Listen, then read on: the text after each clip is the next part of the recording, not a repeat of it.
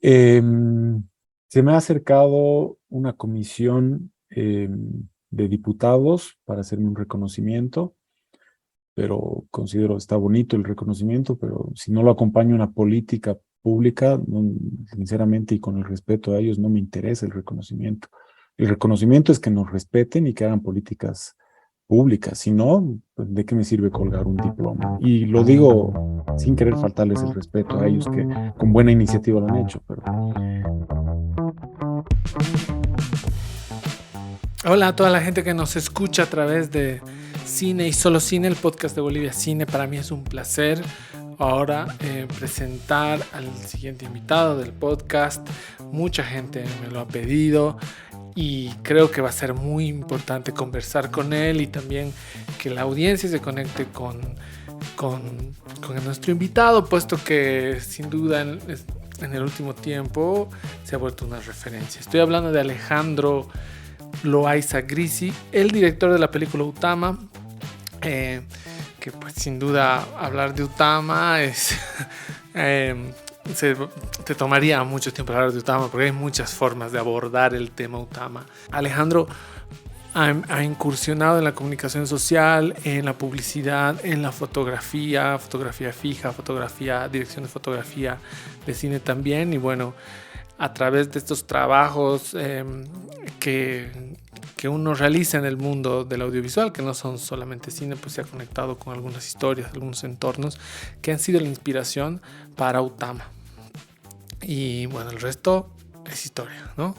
Bienvenido, Alejandro Loaiza Grisi. Es un placer tenerte hoy con nosotros en Cine y Solo Cine.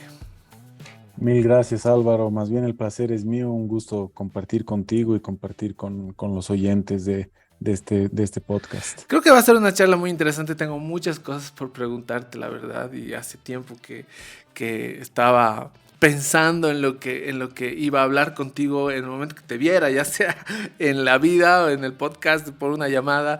Entonces o sea, lo que ha causado Utama en Bolivia es definitivamente un hito para nuestra cinematografía. Entonces, sin duda, el trabajo que has hecho y todo el equipo de Alma Films es una referencia ahora para el resto de la comunidad cinematográfica.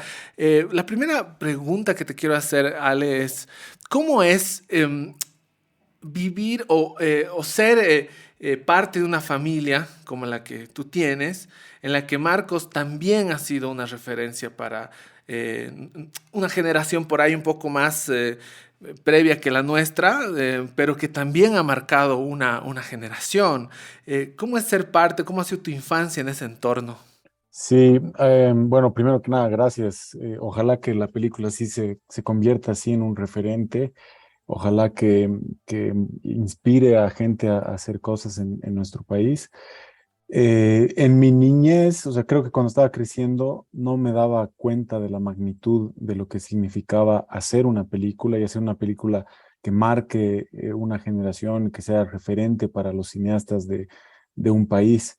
Y después, recién cuando crecí, cuando comencé a entender más el mundo del cine, me di cuenta de lo que había conseguido mi papá, y no solo con su ópera prima, sino que después hizo otras que siguieron marcando. Y bueno, ya entrando al mundo laboral, está esta suerte que hemos tenido de poder trabajar juntos y esta suerte que he tenido yo de poder aprender de él. Entonces, de alguna manera, igual los resultados de Utama, el resultado de Utama es fruto de todos estos años de trabajo en los que hemos estado compartiendo, en los que hemos estado aprendiendo y mejorando, porque para nosotros es nuestra tercera película que estamos produciendo juntos, ¿no? Padre y dos hijos. Primero Las Bebés Durmientes, luego Averno y ahora Utama. Y entre medio también documentales, spots publicitarios, videoclips. Entonces todo eso ha ido llevando a un aprendizaje y finalmente se llega con Utama y tiene el resultado que ha tenido.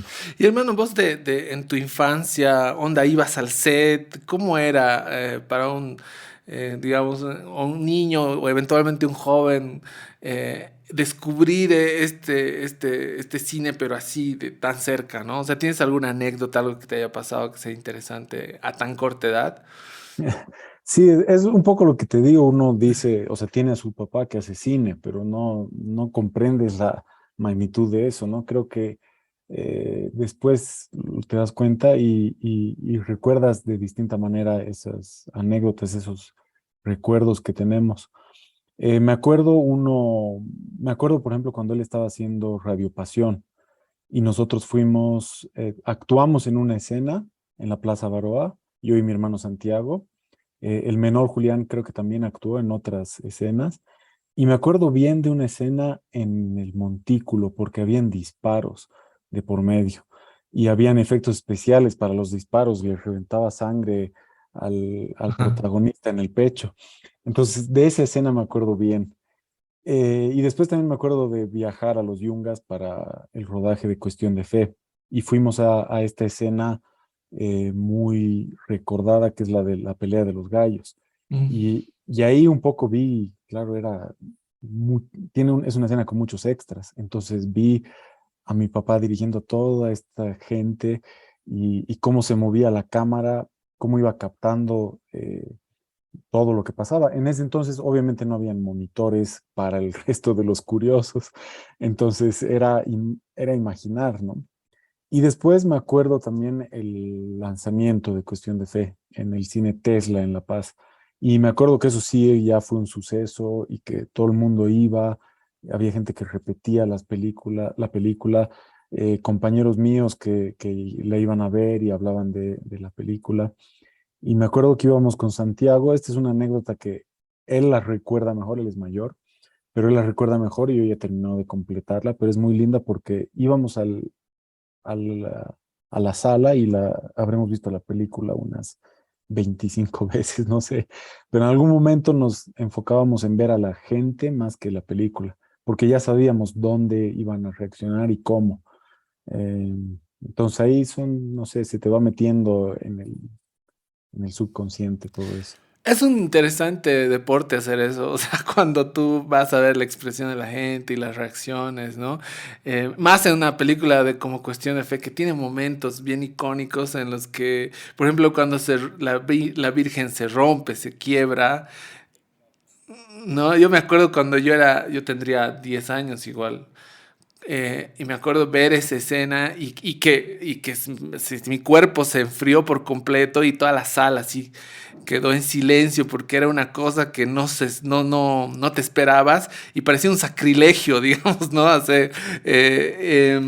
Y sin duda tiene otros momentos muy, muy interesantes, muy lindos, sin duda, Cuestión de Fe. Eh, Tú ahí, cuando veías a Marcos, te entró el chip de este es el camino, digamos, así voy a seguir la senda, o en algún momento te has visto tentado por otras profesiones y otros rumbos. Más bien, para nada. O sea, no lo pensaba así. Y más bien fui adolescente rebelde y cuando terminé colegio y durante los últimos años no quería hacer nada parecido a lo que hacía mi padre. Y después recién cuando comencé a hacer hice un taller de fotografía en la carrera de comunicación social en la Universidad Católica y ahí es que ya me entró el bicho de la creación de imágenes. Y desde entonces que no me he detenido. En su momento lo veía como un lugar muy divertido porque después ya cuando era un poco más grande fui al rodaje del Corazón de Jesús y me acuerdo el ambiente, me gustaba el ambiente, me acuerdo en específico el catering que era muy bueno y me acuerdo todo el despliegue, eran las escenas que se estaban filmando en la vicepresidencia. Y claro, ahí mi padre ya tenía un monitor más grandecito en el que yo ya podía ver el resultado de lo que estaba haciendo. Entonces era bastante interesante, pero no me atraía como una profesión para mí mismo. ¿Y tenías alguna capaz que te llamaba la atención o todavía estabas en blanco así como... He estado en blanco mucho tiempo. Mi mamá quería que haga algo visual, algo creativo y algo visual. Em, pero yo estaba como que a veces pensaba incluso en hacer algo con matemáticas, No tenía idea. Más bien entré a comunicación social, que es una carrera en la que muchos entran cuando no saben exactamente qué van a hacer, pero saben que está ligado a todo ese mundo de la comunicación. Y ahí es que se Sí. me fue aclarando todo, se me fue aclarando poco a poco, pero eh, tenía la certeza, me gustó la materia de publicidad y decidí ser publicista. Y me fui a Argentina a terminar mis estudios como publicista, pero tampoco terminó siendo lo mío. Y creo que fue, como te decía, en el descubrir la fotografía, el laboratorio, porque hicimos todavía, existía todavía el laboratorio de 35 milímetros en la Universidad Católica. eh, entonces, ese laboratorio fue lo que me cambió la vida. Ya entrando un poco en materia y hablando de Utama, bueno, lo esencial, lo básico, ¿cómo surge la idea de Utama? Utama surge, yo tenía un pequeño párrafo escrito y era la historia de amor entre ellos dos, pero estaba ambientada en un lugar más lluvioso, más cerca de los Andes, más cerca de la nieve igual. Y, y después con los viajes de Planeta Bolivia, que es un documental que hemos filmado, un documental ambiental, es que se termina de consolidar ahí, creo eh, que he visto un par de escenas en las que se acercaban a la historia y entender la posibilidad de viajar por tu país filmando documental es algo, es una oportunidad Es un increíble. privilegio, ¿no? Es un privilegio, sin lugar a duda, un privilegio inmenso. Conoces el país de otra manera y el documental te permite acercarte también de otra manera. Entonces eso creo que terminó de configurarla. Yo antes había escrito, porque no tenía ningún corto dirigido, solo videoclips. Y antes yo había escrito un par de cortos que medio que no resultaban, un par de estructuras para largometrajes que tampoco resultaban. Los Como cortos no llegaste a filmarlos. O sea, los escribías y te frenabas o capaz veías que... sí, me frenaba porque no los sentía lo suficientemente buenos y el corto es un riesgo muy grande. O sea, no hay casi manera de recuperar ese dinero, es una inversión que da resultados en otro sentido, ¿no? Pero no, como tampoco, yo era un director de foto queriendo escribir un corto, no era un director queriendo hacer un corto. Quizás si era el director queriendo hacer un corto, seguro lo hacía, pero como que estaba ahí alternativo, flotando, era como una opción. Nunca me lo tomé yo mismo muy en serio, hasta Utama. ¿Te estabas dirigiendo a a la dirección de fotografía si lo considerabas como una carrera? Absolutamente. Yo primero estuve decidido a ser publicista, no resultó, después estaba decidido a ser fotógrafo de fotografía fija y después estaba decidido a hacer dirección de fotografía.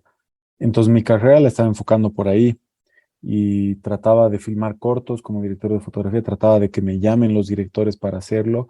Estudiaba obviamente mucho y veía las películas también con ojos de director de fotografía, viendo cómo se estaba iluminando, cómo se utilizaban las herramientas lumínicas y compositivas para narrar, pero estaba muy enfocado hacia ese lado. Y en algún momento volvió a virar eso hacia la dirección. Hoy en día me encanta la fotografía, sigo haciendo fotografía fija, sigo de vez en cuando agarro mi cámara y la tengo y hago fotos, me divierto haciéndolo y la dirección de fotografía obviamente igual me apasiona mucho, pero creo que también se requiere, el problema que yo tenía en algún momento es que quería todo, pero no profundizaba en nada. Y realmente lo sentía como un problema. Decía, soy buen fotógrafo, pero no profundizo, entonces no logro ser, no llego a ser el mejor.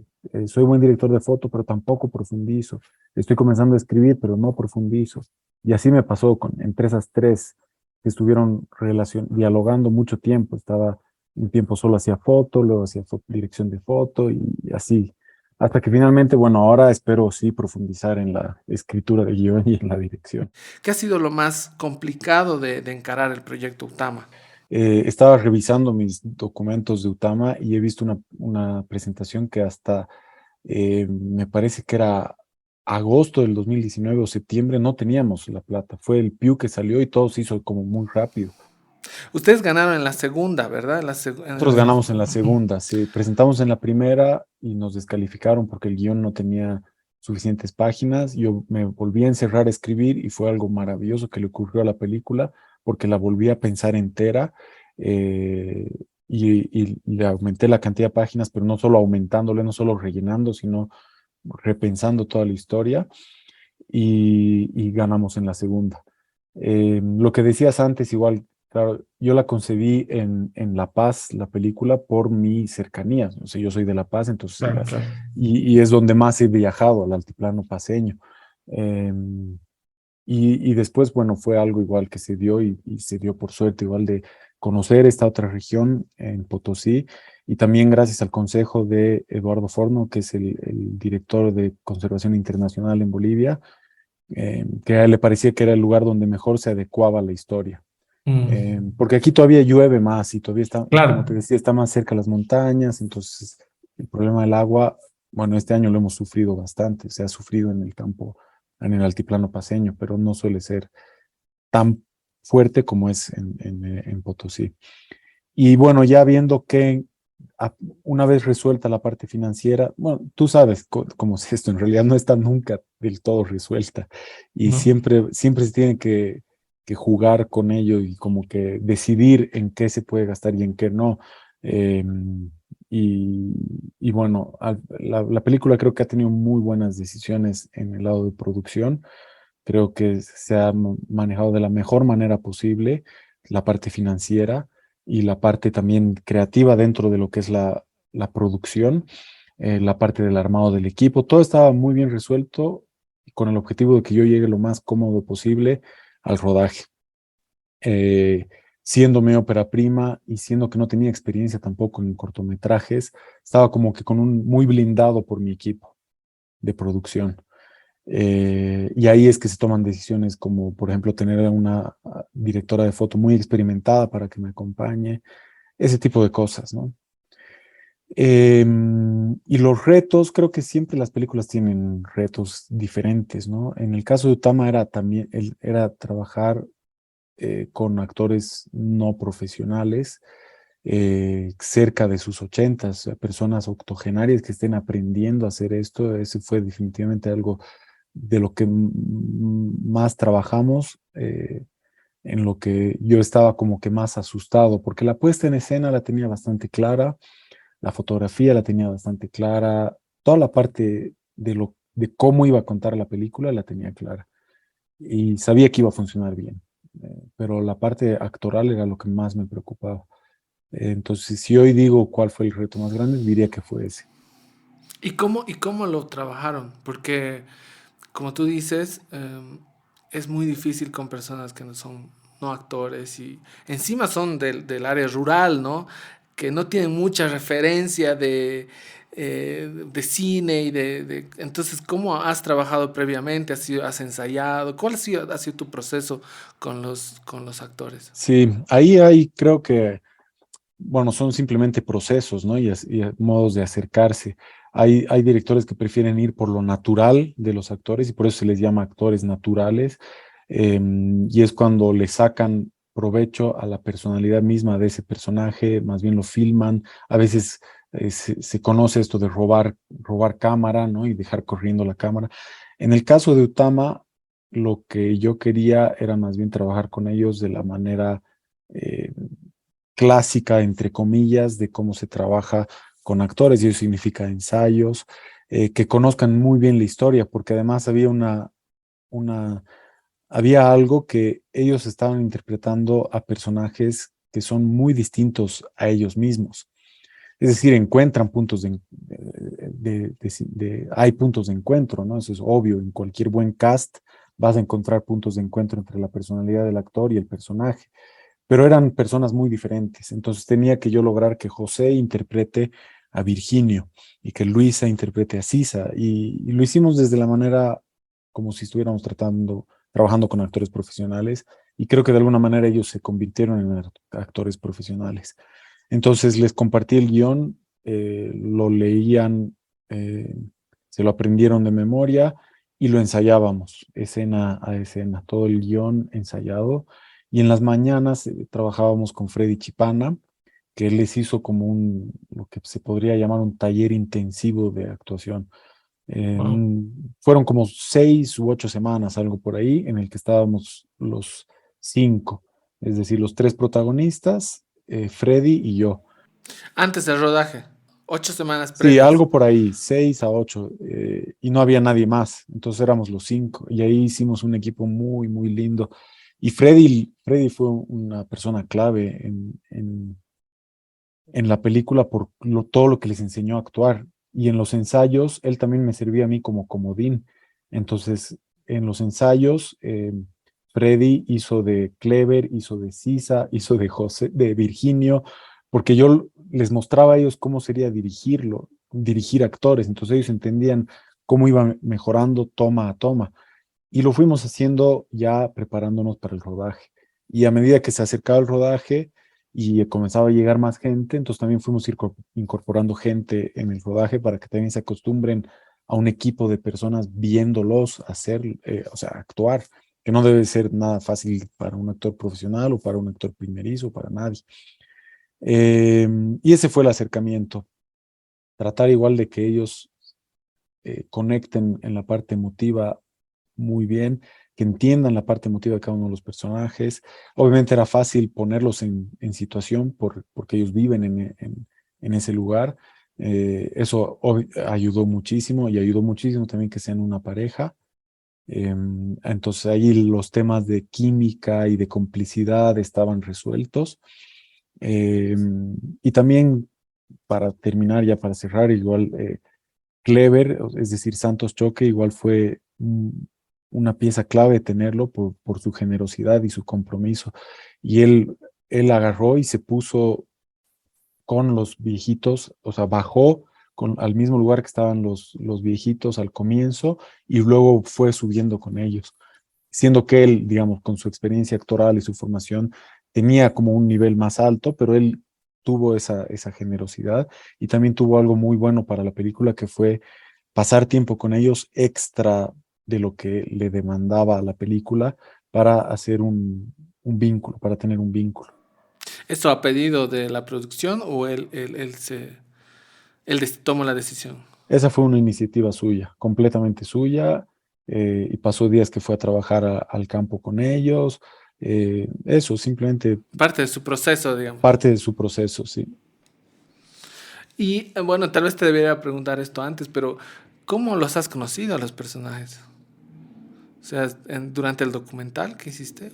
No, los conocimos haciendo locaciones. Estábamos, porque conocíamos la región, pero hay muchas comunidades, ¿no? En el municipio de Colchacá, que es territorialmente uno de los municipios más grandes de Bolivia, eh, ese municipio alberga muchas comunidades. Entonces estábamos viendo en cuál de las comunidades hacerla, o en cuáles, porque finalmente fueron en 5 distintas comunidades, y era ya un segundo o tercer viaje, pero era con el objetivo de locaciones. Íbamos a hacer uno más adelante con el objetivo de cast. Y la vi a ella parada en la puerta de su casa, estábamos con mi hermano, les pedí que paremos el auto y fuimos a charlar con ella un poco. Y ahí fue que la conocimos. Y en ese momento yo ya les pregunté en ese momento, porque ahí salió su esposo, y yo ya les pregunté si querían. Ya los viste. Dijiste, estos son. Es que eran claramente, ella tiene algo en su mirada, son sus miradas que son muy profundas y eh, tienen algo así que transmitía tanto que les dije si querían en ese momento, pero no querían. Así que hicimos luego ese proceso de casting y lo hicimos en la región, ¿no? Eh, fuimos curiosamente con las fotos de ellos como referencia y conocimos a mucha gente de todos los municipios, muchos viejitos. Y habían otras opciones, pero por suerte ellos finalmente sí se animaron. Creo que fue después de conocer el guión, porque expusimos a la comunidad la historia, el guión, de qué estábamos haciendo, qué podía pasar con la película en el mejor de los escenarios, qué podía pasar en el peor de los escenarios, y la comunidad decidió apoyarnos y creo que ahí fue cuando ellos decidieron finalmente sumarse. Tremenda la experiencia para ellos, ¿no? Y también luego irse a Guadalajara a presentarla en el festival, ha debido ser alucinante eso. Sí, obvio, para ellos yo me imagino cómo, o sea, cómo habrá sido todo, es todo nuevo, todas experiencias nuevas y en un lugar en el que no pasa mucho, ellos han vivido toda su vida ahí. Entonces realmente es una rutina muy lenta, muy pausada, en la que no hay muchos picos altos y bajos, ¿no? La película en sí, ya el rodaje, tú bien sabes, todo rodaje es una experiencia diferente, es enriquecedora, es inolvidable, es irrepetible e inolvidable porque cada rodaje es distinto. Y ellos obviamente estaban con mucha pena cuando ya se iba a acabar el rodaje y nos íbamos a ir del pueblo. Y yo me imagino cómo se habrá sentido eso. Pensaba en ellos y me acordaba cuando yo era niño y mis primos, yo ya vivía en Santa Cruz, viví un tiempo en Santa Cruz, mis primos venían para las vacaciones y luego se iban. Esos días en los que se había ido toda la familia y quedábamos solos, algo así han debido sentir los pobres viejitos. Y bueno, y después el regalo ese de poder ir a Guadalajara, porque los festivales no suelen invitar a actores, ¿no? Pero los de Guadalajara tuvieron ese hermoso gesto. Invitaron solamente a uno y nosotros les escribimos si por favor no podían ser los dos y accedieron y fue increíble. Con Santos habíamos ido a Málaga, porque el Festival de Málaga sí había invitado también a un actor y lo llevamos a Santos. Entonces, sí, son regalos, definitivamente regalos de la vida. Em, bueno, luego ustedes estrenan en Sundance, arrasan en Málaga, dos festivales que realmente han marcado el ritmo posterior de la película, particularmente creo que Sundance ya. Cuando tú ibas filmando la peli, cuando iban filmando, tú decías, te dabas cuenta de que tenías algo bueno, o sea, veías, decías, creo que estaba por buen lugar, o en algún momento te entraba la duda también de que, al ser tu ópera prima, de que sí, sí, ¿a dónde va este proyecto? ¿Cómo lo veías en el momento? Creo que todo proceso creativo tiene muchos momentos de inseguridades y de sufrimiento por ello, ¿no? O sea, no sabes realmente si está bueno lo que estás haciendo o no. Eso creo que les pasa a todos los que hacen algo artístico. Incluso hay muchas frases al respecto, ¿no? Y un momento lo odias, luego vuelves a recuperar el amor y así. Me pasó mucho de eso en la etapa de escritura. En la etapa de escritura, como además estaba aprendiendo, estaba lleno de inseguridades. En el rodaje yo sabía que estábamos haciendo las cosas bien. Eh, ya cuando cerré el guión igual sabía que era sólido, que tenía buenos puntos, que estaba, porque lo trabajé bastante, lo trabajé muchísimo, entonces realmente sabía que estaba bien y ya en rodaje con todo el equipo estábamos conscientes de que estábamos yendo por buen camino. Después tuve otro momento de sufrimiento que fue el corte cero o el corte de guión, que ahí vi todo el material junto y decía, y sufrí un poquito. Y después en el montaje se fue armando y sabía que estaba bien la película. Nunca proyectas hacia dónde puede ir o no, y creo que es sano no hacerlo, pero sí sabía que estaba bien.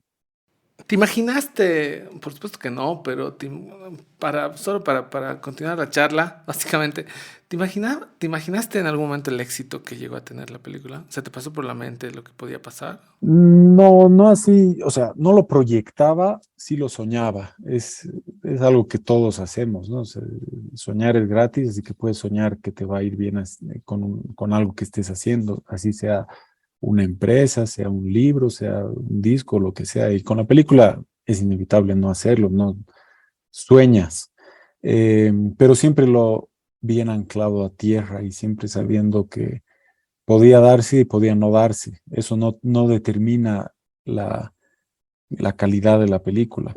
Eh, no determina tampoco la vida. La marca, como tú bien dices, Sundance ha marcado, ha cambiado el rumbo de la película, de la vida de la película, pero se puede dar de muchas maneras. Creo que cada película va encontrando su lugar y su momento. Em, Hermano, frente a todo este éxito que tuvo Utama, em, yo veo que, por ejemplo, una tendencia que hay con el cine de autor boliviano es que algunos, unos más, unos menos, algunas películas les va bien en festivales, hacen una buena ruta de festivales, pero luego no conectan con el público boliviano. Utama ha logrado tener un éxito relativo, o sea, positivamente alto, en taquilla también, ¿no? O sea, ha funcionado en festivales y ha funcionado en taquilla. Ha conectado muy bien con el público boliviano. Y hay otras pelis que son muy buenas, ¿no? O sea, no quiero dar títulos, pero que han estado muy bien en festivales y luego con el público no han logrado conectar. ¿Tú crees que... por qué crees que se ha dado esto en el caso de Utama? Creo que la gente en general, el público en general, las personas necesitan arte. La gente necesita arte, es alimento para el alma, la gente disfruta del arte. Lo que pasa en Bolivia es que no tenemos políticas de Estado que hayan formado audiencias. Y como no tenemos las audiencias formadas, es mucho más fácil que consuman lo que está diseñado para audiencias no formadas. Pero si existiera un trabajo de formar audiencias, de formar al público y la gente demanda productos artísticos, cine de autor, creo que irían mejor a todas las películas y conectarían más las películas con la audiencia. A mí no me cabe duda de que es así. La humanidad necesita arte, necesitas. Y eso, ¿por qué en Francia le va tan bien a las películas de cine de autor y del mundo? Es porque han hecho un trabajo grande en formación de audiencia.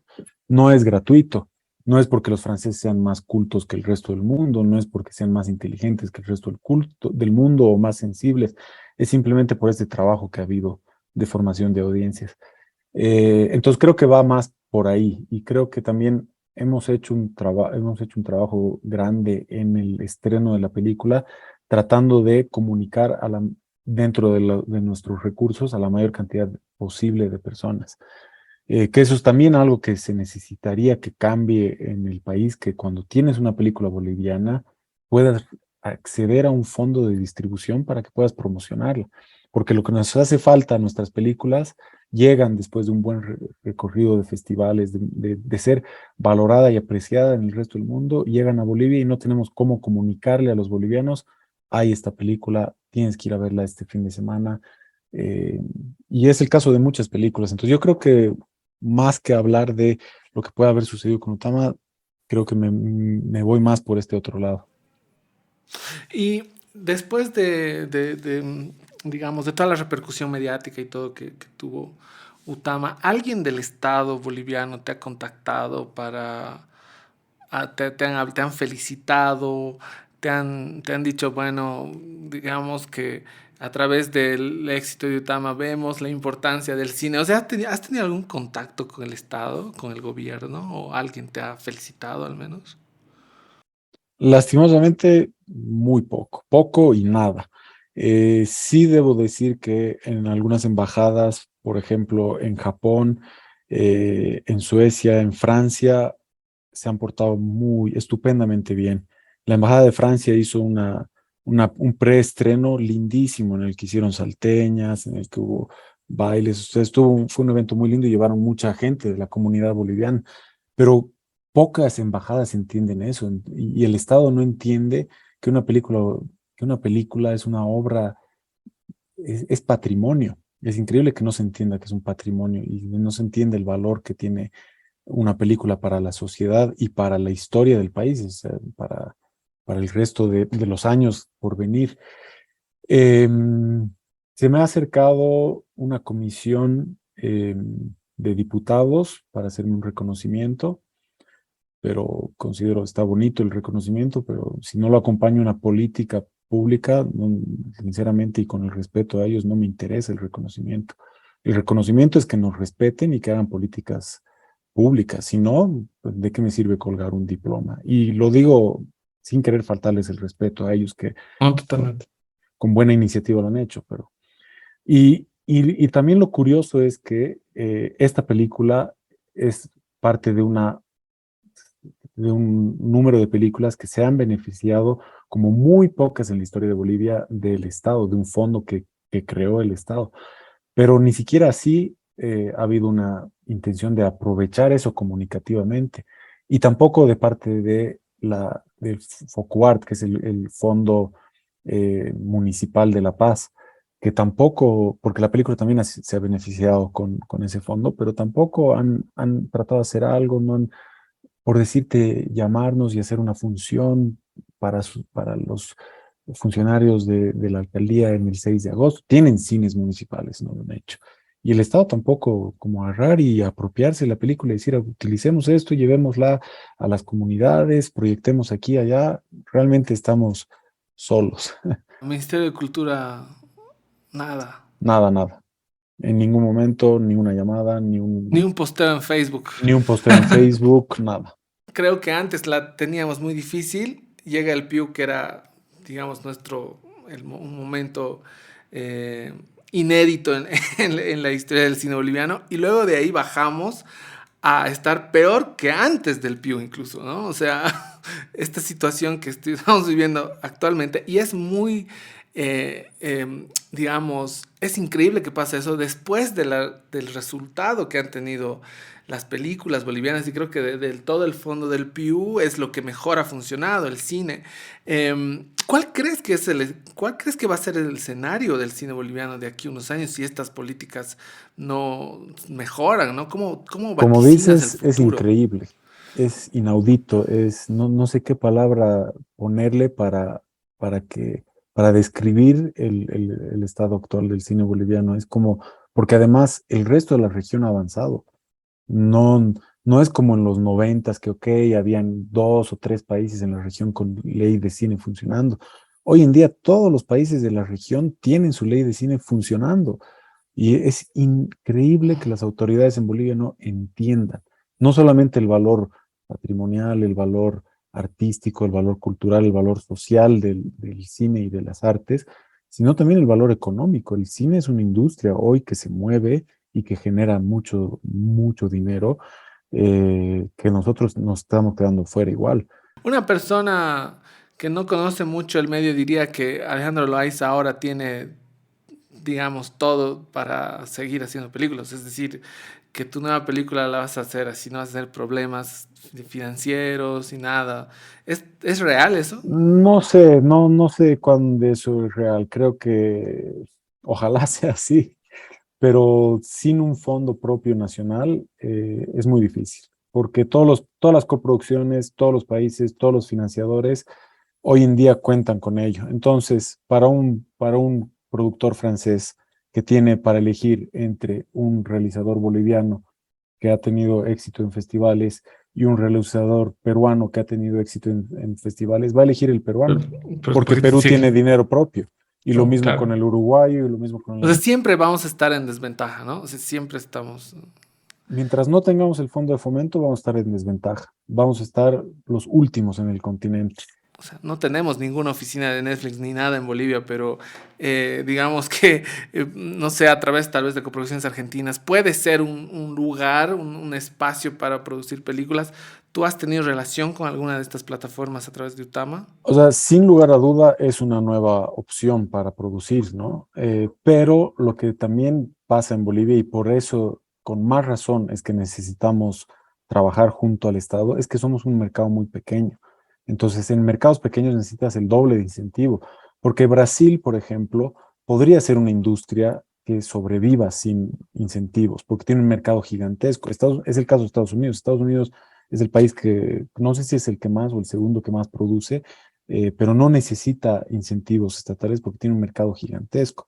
Brasil todavía los tiene porque entienden bien esta alianza entre Estado, público y realizadores. Entonces el cine brasileño tiene buena salud a pesar de los contratiempos recientes que ha tenido. Y lo que pasa con las plataformas es que Bolivia, al ser un mercado tan pequeño, no es de interés de las plataformas. Entonces, para entrar al mundo de plataformas, tienes que hacer un producto que no sea esencialmente boliviano. Es decir, que le pueda hablar al resto de las audiencias. Todas las películas lo pueden hacer, pero cuando estás hablando de un cine un poco más hacia el interés de lo comercial, necesitas que ese mercado sea lo más grande posible. Entonces podrían, o sea, me imagino que un director boliviano puede dirigir una serie de Netflix o de Amazon o una película siempre y cuando sea una historia ambientada en otro lugar, con actores de otro lugar. Y ese es, justamente por eso es que tiene que luchar el Estado boliviano para tener un cine propio. Ahora, si tuviéramos nosotros un fondo de fomento en el que podamos asegurar el 30% del financiamiento, para Amazon es mucho más fácil decir, ah, mira, ya tienen asegurado el 30 o el 50%, pongo el resto y vemos qué pasa. Utama ha tenido acercamiento con estas películas. Comercialmente, ¿cuál es el siguiente paso para Utama después del éxito en salas y festivales? Utama ha tenido muy buena recepción en la distribución internacional. Hemos estrenado en más de 20 países y eso es un hito igual y es algo, un logro En gigantesco salas comerciales, ¿no? O sea, no solo en festivales, en salas comerciales. en salas comerciales, exacto.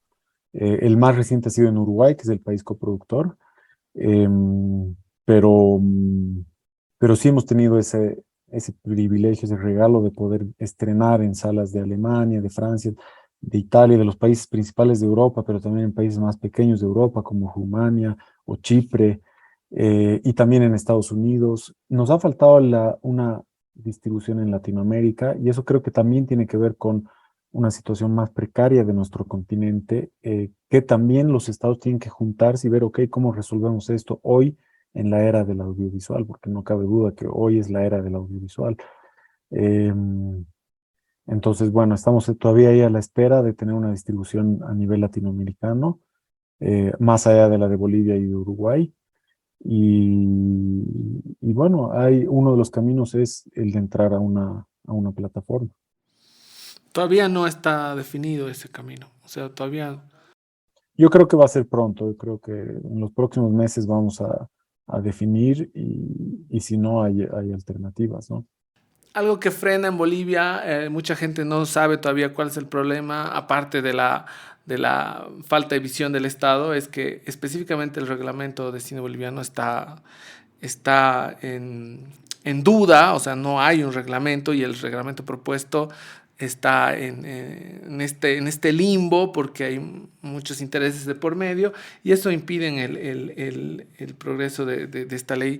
Yo entiendo de que como lo hemos hablado aquí, pues ojalá esto se resuelva pronto. Yo tengo la esperanza, hermano, así te digo, de que el Estado un día va a llegar y va a decir, bueno, hemos estado en silencio todo este tiempo, pero así tras bambalinas nos hemos dado cuenta de que habíamos sido buenos para hacer esto y había sido lindo hacer cine. Y aquí está su fondo, Intervenciones Urbanas 2, así.